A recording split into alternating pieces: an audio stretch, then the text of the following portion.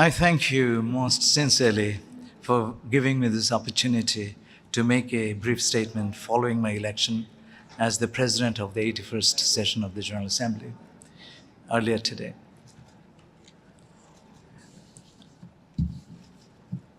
As you know, the elections have taken place and I was declared winner, and I've accepted the responsibilities with humility and respect.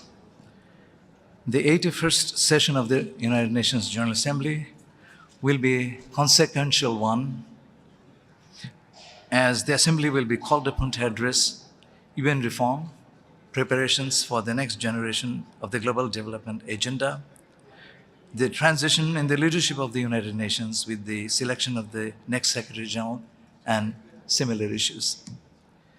These will unfold alongside urgent global challenges already before us, including climate change, geopolitical tensions, energy insecurity, and widening development divides.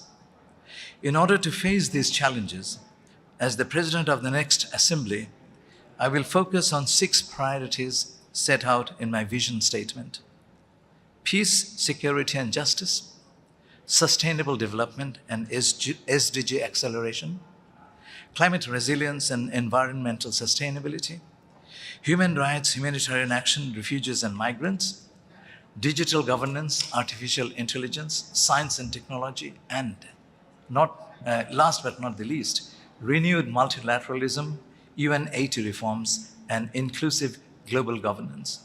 Following my election, I told the General Assembly that I will dedicate myself to rebuilding trust, nurturing consensus, opening space for good faith negotiations that will lead to outcomes for all that are owned by all. I will unfailingly uphold the UN Charter and conduct the work of the presidency in full accordance with the Code of Conduct of the President.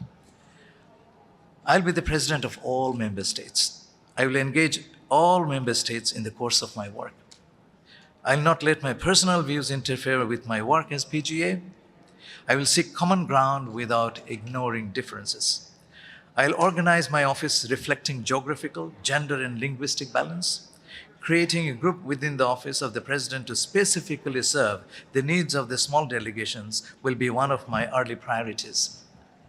I will also hold consultations with the Secretary General on the organization and resources for the office of the President of the General Assembly. I called upon all member states today to contribute to the PGA Trust Fund to help carry out the work of the Office of the President more effectively. I will work with them to ensure adequate long-term funding for a robust internship program. And as the UNGA President, I will dedicate myself to rebuilding trust and nurturing consensus, as I said.